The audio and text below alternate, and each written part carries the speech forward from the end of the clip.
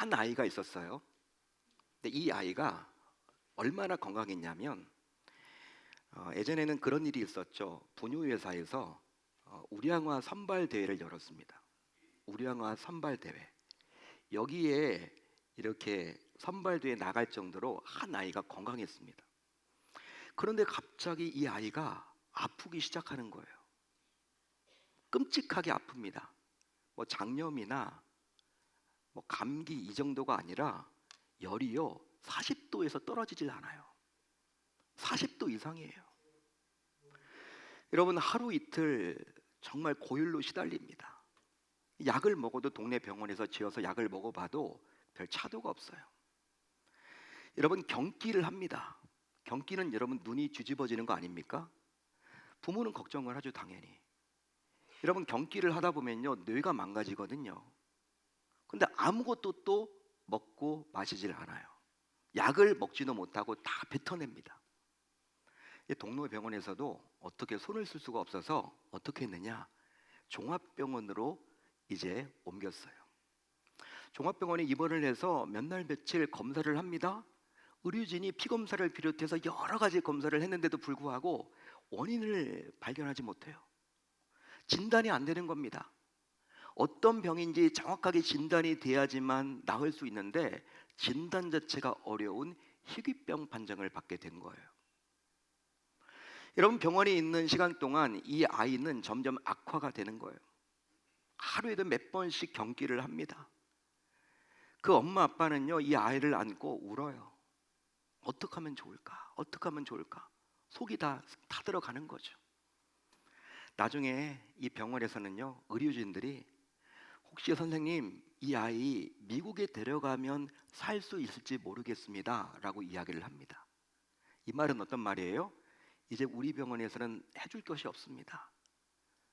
여러분 우회적으로 표현한 말입니다. 미국에 가면 나을지도 모르겠습니다. 낫는다라는 보장도 아니죠. 여러분 그런 이야기를 듣고 믿음이 좋았던 이 아이의 할머니는요 여러분 병원에서 더 이상 해줄 수 있다는 것이 아무도 없다라는 그 이야기를 듣고 아이를 퇴원시켰어요. 그리고 그 아이를 교회로 데려옵니다. 자기가 평상시 기도했는데 기도회 동역자들이 있었거든요. 밤새워 기도했는데 그 기도회 동역자들을 다 불러가지고 이 아이들 기도실에 가운데 마룻바닥에 놓고 삥 둘러 앉아서 합심으로 기도합니다. 매달려 기도합니다. 살려달라고. 놀랍게도 그 기도회 동역자들이 집에도 안 가고 순서를 정해가지고 24시간을 맨날 며칠 교회에서 그 아이를 위해서 기도한 거예요. 할머님은 이 아이를 살려달라고, 하나님 이 아이를 살려주시면 이제 이 아이를 하나님께 바치겠노라고 선기도를 합니다. 하지만 당시 이 아이의 엄마는 신앙이 강하지 못했어요. 약했어요. 자, 그러다 보니까 어떤 일이 벌어졌느냐, 시어머니가 무서워서 이 아이를 교회에 데리고 와서 이렇게 마룻바닥에 누워놓고 기도는 하고는 있지만 눈을 뜨면서 이 아이가 죽었는지 살았는지 살펴볼 수밖에 없는 거죠. 그게 여러분 엄마의 마음이겠죠. 왜? 신앙이 없기 때문에, 아직 약하기 때문에. 여러분 그런데요 몇 날 며칠 그 아이를 위해서 그렇게 기도를 했는데 놀랍게도 조금의 회복 조짐이 일어나게 되었어요. 놀랍게도 이 아이 그렇게 병원에서 치료를 해도 낫지 않았던, 떨어지지 않았던 이 열이요 여러분 39도, 38도, 37도 떨어져 가지고 정상이 된 거예요. 어느 순간. 그리고 나서 이 아이가 그동안 약도 다 뱉어냈는데 물도 마시고요 이제 먹을 것을 찾기 시작합니다.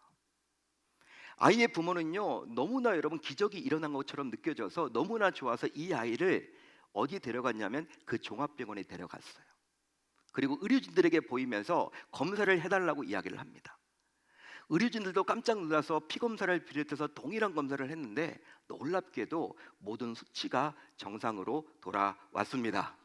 할렐루야, 할렐루야. 기적이 일어난 것이죠. 의료진들은요 야 이게 어떻게 된 일이냐고, 분명히 죽을 것만 같았던 이 아이가 어떻게 살아 돌아왔냐고, 그동안 무슨 일이 있었냐라고 의문을 제기하면서 이것은 기적이라고, 기적으로밖에 설명이 안 되는 거라고, 의학적으로는 불가능한 일이 지금 일어났다라고 고백하기에 이르렀습니다. 여러분, 이 아이가 과연 누구일까요? 이 아이가 과연 누구입니까? 이 강단에서 말씀을 전하고 있는 김도경 목사입니다. 저의 이야기예요. 여러분, 신기하지 않습니까? 신기하지 않아요? 지금 생각해 보면요, 급성 백혈병과 같은 일이 저에게 벌어진 거예요. 70년대 초반에 병원에서 알 수가 없는 거죠. 그때 미국을 어떻게 갑니까?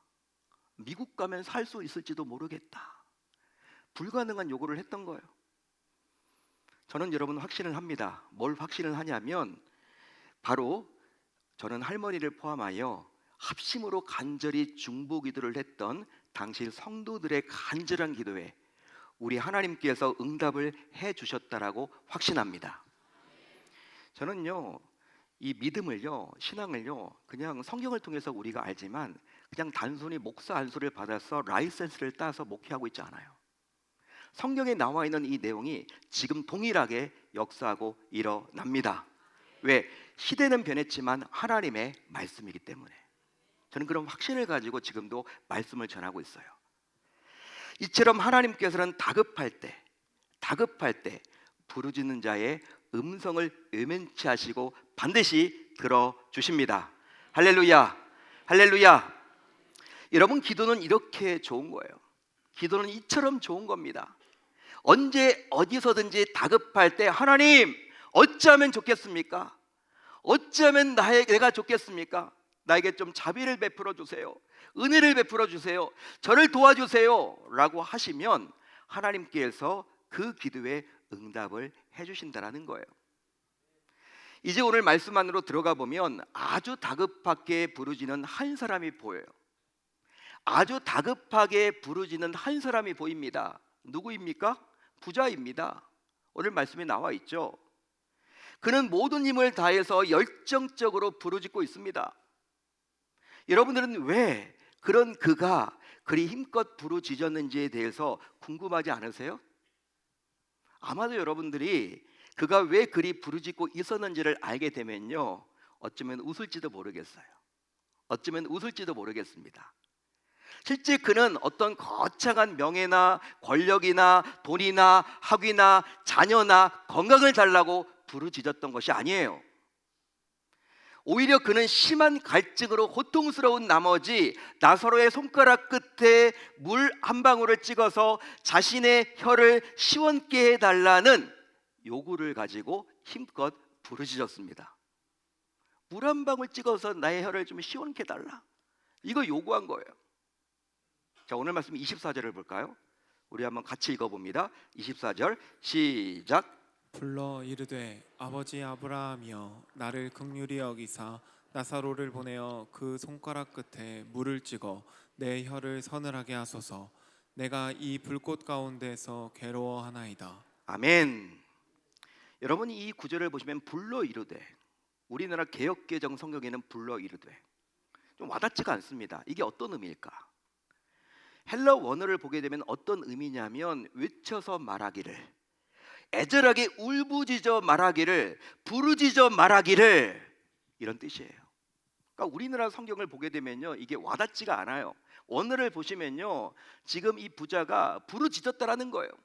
부르짖었다. 간절함을 가지고, 애절한 마음을 가지고 부르짖었다라는 거예요. 여러분, 부자가 물 한 방울이 당시 얼마나 다급하고 간절했으면 이토록 애원하며 간청했단 말입니까? 실제로 아무리 악한 자라도 이런 부자의 부르짖음을 외면치는 않겠죠. 아무리 악한 자라고 해도. 그 이유가 바로 무엇입니까? 그 이유는 바로 그 간청은 그다지 들어주기가 힘든 것이 아니기 때문이에요. 어떤 사람이 여러분들에게 와가지고 물 한 방울 달라고 하면 여러분 물 한 방울 줄 것 같아요? 안 줄 것 같아요? 저는 물을 사줄 것 같아요. 예? 저는 물을 사줄 것 같으니까. 이건 여러분 우리가 다 할 수 있는 일이에요. 쉬운 일입니다. 아무리 그 사람이 못된 사람이라도 물 한 방울 달라고 하는데 여러분 사줄 수 있지 않을까요? 나에게 뭐 거창한 거 요구한 거 아니잖아요. 실제 이런 부자의 요구에 사람도 그리 손쉽게 들어줄 텐데 여러분, 저와 여러분들 모두 할 텐데 하물며 힘들고 어려운 자들에게 관심을 가지고 긍휼을 베풀어 주시는 하나님께서 이런 부자의 요구에 들어주시지 않겠습니까? 이런 부자의 요구를 들어주지 않겠냐는 거예요, 하나님이. 하지만 이런 부자의 애타는 부르짖음에 하나님의 반응은 우리의 예상과는 너무나도 달라요. 하나님의 반응은 너무나도 싸늘했습니다. 더욱이 하나님께서는 이 부자의 요구를 단칼에 거절해 버리셨어요. 단칼에 거절해 버리십니다. 심지어 더 충격적인 것은 25절을 보면 나와요. 우리 25절을 한번 같이 읽어볼까요? 시작. 이제 그는 여기서 위로를 받고 너는 괴로움을 받느니라. 앞에 문맥과 연결해서 보면 이것은 다음과 같은 뜻인데, 내가 이 고통과 괴로움과 어려움을 당한 것은 지극히 당연하다. 네가 그렇게 뿌렸기 때문에 지금 이렇게 어려움 당하고 있는 거예요. 여러분, 하나님이 지금 이런 얘기를 하고 있는 거예요, 이 부자에게. 하나님께서는 부자에게 이처럼 말씀하사 부자의 부르짖음에 응답을 해주지 않는 이유를 분명히 밝혀주고 있죠. 여러분, 부자는 거창한 요구도 아니었고 당시 물 한 방울로 자신의 열을 적시게 해달라는 요구를 한 것뿐이에요. 그런데 이런 소박한 요구를 하나님께서는 야박하게 거절하시니 이런 하나님의 모습은 그야말로 충격 그 자체 아닌가요? 어떻게 하나님이 그럴 수가 있어? 여러분, 이렇게 따지고 싶은 마음이 들지 않으세요? 실제로 하나님께서는 평소 우리에게 부르짖으라고 명하셨잖아요. 부르짖으라며요. 성경을 보면 나와 있잖아요. 또 무엇이든지 구하기만 하면 다 들어주신다고 약속까지 해주고 있지 않나요? 그런데 왜 이 부자의 간단한 요구, 소박한 요구, 이런 요구가 어디 있습니까, 여러분? 물 한 방울, 이런 요구조차도 하나님은 그다지 야박하게 외면하셨을까? 하나님께서 들어주기 힘든 요구를 당시 부자가 부르짖었기 때문입니까? 즉 부자가 분수에 맞지 않게 지나친 것을 요구했기 때문일까요? 그게 아니죠, 여러분. 그렇지 않죠. 부자는 고작 물 한 방울을 요구했습니다. 한번 따라합니다. 물 한 방울. 물 한 방울. 물 한 방울. 물 한 방울. 여러분, 이것조차도 들어주지 않으면서 어떻게 하나님께서는 우리에게 부르짖으라고 말할 수 있단 말입니까? 여러분들은 이런 하나님을 보면서 어떤 생각이 과연 드세요? 그뿐만이 아니라 당시 부자가 느낄 절망감은 감히 상상할 수 없을 만큼 컸겠죠. 따라서 부자는 이 절망감에서 헤어나오기가 너무나도 힘이 들었을 거란 말이에요. 자, 그러면 왜 하나님께서는 이다지도 부자에게 냉정하게 대하셨을까요? 냉정 그 자체를 왜 이 부자에게 보이셨을까요? 만약 이런 하나님께서 나에게도 똑같이 다가오신다면 여러분들의 기분은 과연 어떠시겠습니까? 예수 믿을 마음이 납니까? 그래도 믿으실래요? 자, 그렇지만 우리는 잠시라도 하나님에 대한 오해를 가져서는 아니 됩니다. 바로 하나님께서 이 부자를 이렇게 대하실 수밖에 없었던 명백한 이유가 있다라는 사실을 우리 모두 기억해야만 할 줄로 믿습니다. 여러분, 우리가 믿고 의지하고 신뢰하는 하나님께서는 고통과 절망 속에서 허덕이는 자를 외면하시는 냉정하신 분이 결코 아니세요. 또한 부르짖으라고 명령하셨기 때문에 부르짖는 자의 음성에 반드시 응답을 해주시는 신실하신 분이십니다. 그러기에 우리는 하나님에 대한 오해를 가져서는 아니 되는 것이죠. 그런즉 하나님께서는 좋으신 우리의 아빠 아버지로서 자기 자녀의 아주 작은 신음까지도 놓치지 않으려고 지금 현재도 졸지도 또 주무시지도 않으시는 분이십니다. 자, 그렇다면 무슨 이유 때문에 하나님께서는 부자의 부르짖음을 외면하셨을까요? 여러분, 무슨 이유 때문에 그런 거죠? 우선 부르짖는 장소가 잘못되었기 때문이에요. 부르짖는 장소가 잘못되었기 때문입니다. 지금 부자는 어디에서 부르짖고 있어요? 어디에서 부르짖고 있습니까? 집에서 음부라고 나와 있죠, 성경에. 지옥에서 지금 부르짖고 있어요. 그래서 하나님께서 외면하셨던 거예요. 실제로 지옥은 부르짖는 장소도 또 응답받을 수 있는 곳도 결코 아닙니다. 할렐루야, 할렐루야. 여러분 잘 들어보십시오. 지옥은 부르짖는 장소도 또 응답을 받을 수 있는 곳도 결코 아니라는 거예요.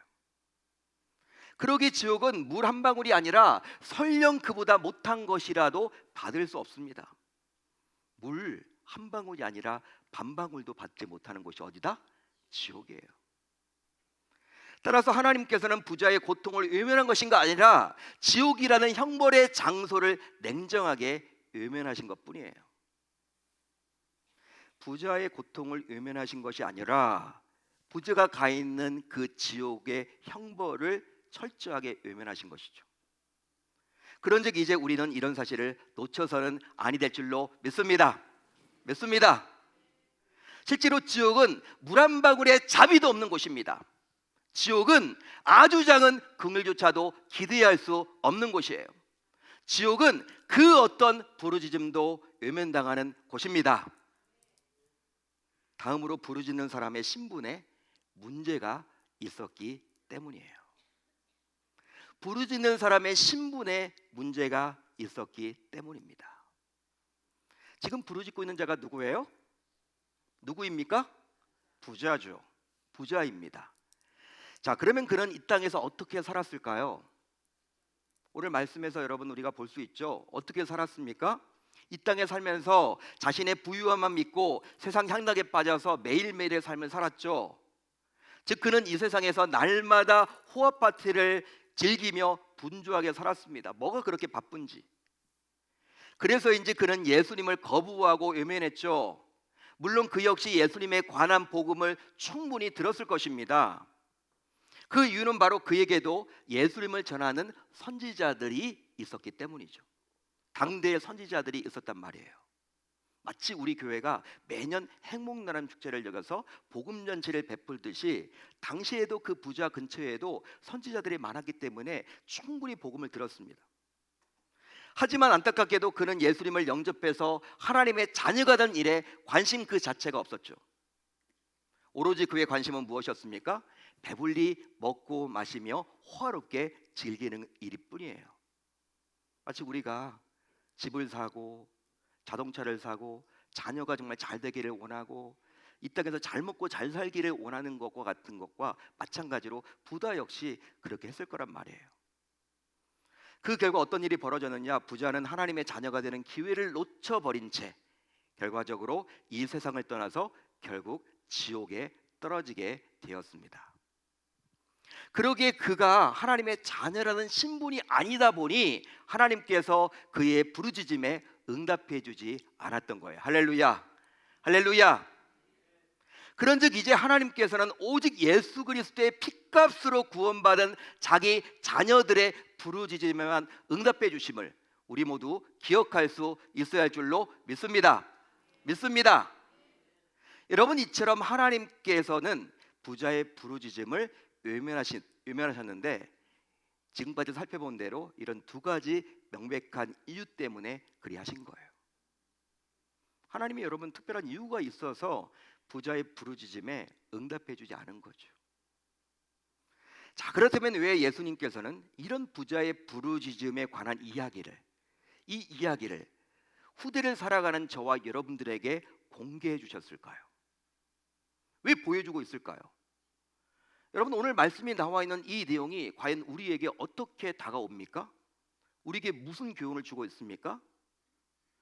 그 이유는 바로 천국에서는 부르짖음이 아예 필요가 없고 지옥에서는 부르짖어도 응답이 없기에 지금 이 땅에 거할 때 부르짖어야 한다고 말해 주기 위함입니다.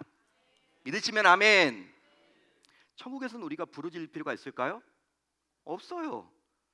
하나님과 여러분 같이 하나님을 눈으로 보면서 하나님이 다 채워주시는데 부르짖지 않아도 여러분 그 행복한 곳이 어디예요? 문제가 없는 곳이 어디예요? 천국인데 부르짖을 이유가 없어. 근데 지옥에서는 부르짖어도 응답받지 못하는 곳이야. 응답받지 못하는 곳이 지옥이야. 따라서 여러분, 이 말씀을 예수님께서 우리에게 공개해 주고 있는 것은 이 땅에 살아갈 때 부르짖으라는 거예요. 따라서 지금이야말로 부르짖어야 합니다. 왜냐하면 이 땅에서는 부르짖음이 절실히 필요하기 때문이죠. 자, 그래서일까요? 예수님께서는 이 땅에 계실 때 쉬지 않고 부르짖는 본을 친히 보여주셨습니다. 복음서를 보면요, 부르짖는 본을 친히 보여주셨죠. 예수님은 부르짖을 필요가 없거든요. 하나님이시기 때문에. 근데 우리에게 본을 보여주고자 친히 성부 하나님께 부르짖었습니다. 그렇게 하사 사랑하는 아들아, 사랑하는 딸아, 기도는 하나님의 자녀인 너희들이 이 땅에서만 할 수 있는 거야. 이것을 우리에게 가르쳐주고 있는 거예요. 기도는 하나님의 자녀인 너희들이 이 땅에서만 할 수 있는 거야. 이것을 가르쳐주기 위함입니다.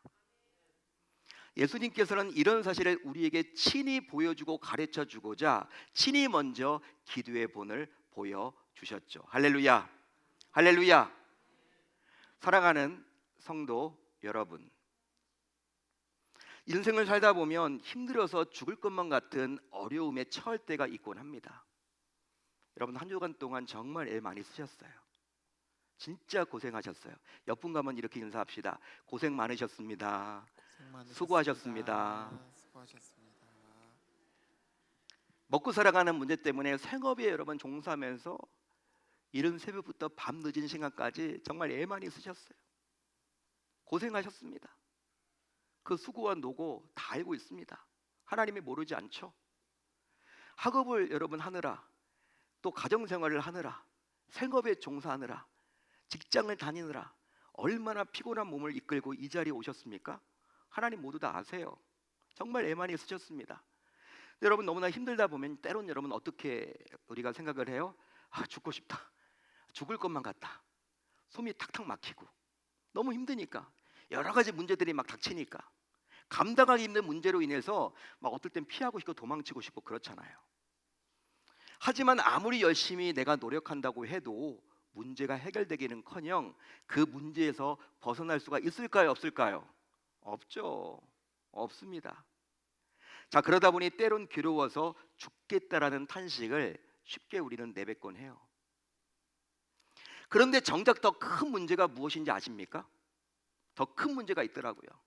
그건 바로 뭐냐면 바로 감당하기 힘든 문제 앞에서도 부르짖지 않는다라는 것이죠. 감당하기 어려운 문제 앞에서도 부르짖지 않아요. 한마디로 하나님을 찾지 않는다라는 것입니다. 그 이유는 바로 스스로 문제를 해결하느라 정작 주교한 하나님을 차지를 하지 않기 때문이죠. 뭐가 그렇게 바쁜지 그 어려운 문제를 친히 해결하고자 돌아다니면서 시간을 빼앗긴 나머지 정작 주교한 하나님께 맡기질 못해요. 그뿐만이 아니에요. 또 있습니다. 무엇이 있습니까? 자기는 인생에서 부족한 것이 전혀 없다며 하나님을 찾는 자는 어떤 결핍이 있거나 다소 지친 자들이 찾는 것이라며 하나님을 찾아서 부르짖을 기회를 스스로 날려버리는 분들이 있다라는 거예요. 아이, 기도는 문제 있는 사람들이 하는 거지. 나는 괜찮아, 이 정도면. 나 뭐 이 정도면 잘 나가는데 뭐. 나는 문제 없는데 뭐. 내가 해결할 수 있는데 뭐. 여러분, 이 풍요함이 기도를 막아요. 부유함이 기도를 막는다라는 거예요. 따라서 이런 자들이 가진 부유함은 마치 오늘 말씀에 나온 부자처럼 하나님을 찾지 못하게끔 만드는 장애물과 같은 거예요. 그러면 결국 그의 미래는 부자처럼 뻔하지 않을까요? 뻔하지 않겠습니까? 여러분, 그런즉 지금은 부르짖어야 할 때입니다. 지금은 부르짖어야 할 때입니다. 지금은 하나님을 찾아야 할 때입니다. 동의하시면 아멘. 실제로 지금 주어진 기회를 놓쳐버리면 영원한 기회를 놓치게 되는 거예요.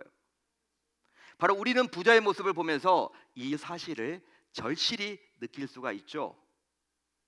자, 그렇다면 이제 우리는 어떻게 살아가야만 할까요?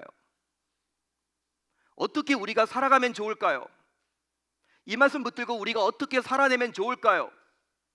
이번 한 주 우리가 무엇을 붙잡고 기도하면 좋을까요? 우선 예수님을 영접해서 하나님의 자녀로서 살아가야 합니다. 살아가야 합니다. 요한복음 1장 12절을 볼까요? 우리 같이 한번 읽어봅니다. 시작.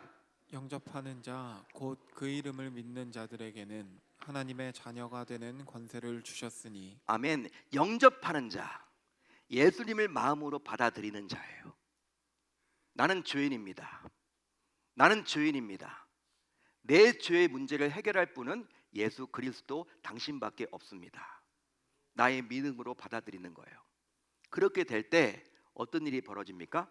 하나님의 자녀가 되는 권세가 주어집니다. 여러분, 하나님의 자녀가 아니면 아무리 열심히 부르짖어도 하루에 4시간씩 기도하더라도 하나님께서는 응답해 주지 않아요. 아무리 사소한 것이라도 주시지 않습니다. 물 한 방울이 아니라 물 반 방울을 달라고 해도 주시지 않아요. 왜? 하나님의 자녀가 아니기 때문에. 따라서 하나님께 부르짖고 하나님으로부터 응답받기를 원하신다면 그 이전에 하나님의 자녀라는 신분을 반드시 가져야만 하는 것입니다. 믿으시면 아멘. 물론 우리가 살아가는 이 세상에서 문제없이 살아갈 수만 있다면, 어떤 문제가 없이 살아갈 수만 있다면 하나님의 자녀가 될 필요가 없다라고 당당히 이야기할 수도 있을지도 모르겠어요. 하지만 어떻습니까? 우리 삶에서 문제가 있습니까? 없습니까? 문제가 많죠. 문제가 많기 때문에, 문제가 일어나기 때문에, 감당하기 어려운 문제들이 있기 때문에 누가 필요해요? 하나님의 응답이 필요하죠. 내가 부르짖었을 때 응답을 해주셔야 되죠. 그렇기 때문에 이 하나님의 도움을 받으려면 우리 모두 우선적으로 하나님의 자녀가 되어야 하는 것이죠. 그런즉 우리 가운데 아직까지도 예수님을 내 삶의 주인으로 모시지 못한 분이 행여나 이곳에 앉아 계신다면, 교회를 10년 20년 다녔어도, 직분은 가지고 있었어도 정말 예수님을 내 마음속에 모시지 못한 채 종교 생활만 하고 주일만 교회에 나오는 썬데이 크리스찬들이 계신다면 먼저 예수님을 영접해서 하나님의 자녀가 되어야 할 줄로 믿습니다. 인격적인 접촉이 일어나야 하는 거예요. 그분이 이끌려서 살아가야 하는 거예요. 다음으로 어떤 문제를 만나든지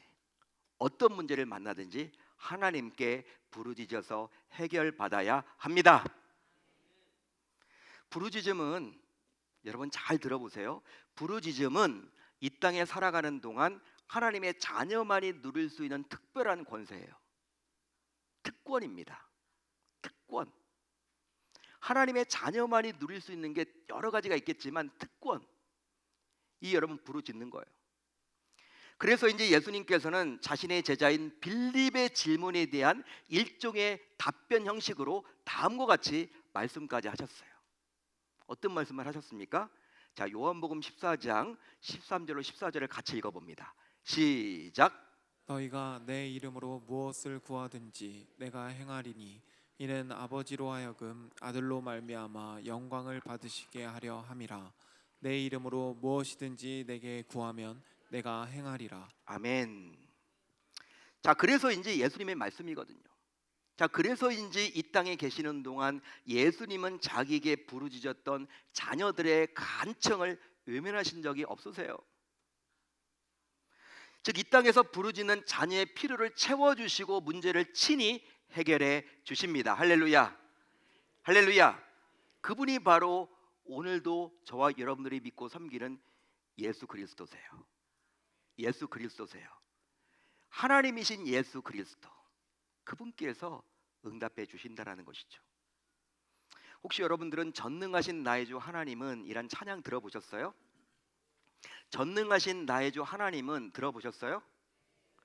역시 찬양대답습니다. 찬양대는 알고 우리 성도님들은 잘 모르시는 것 같은데 우리가 많이 불렀던 찬양이에요.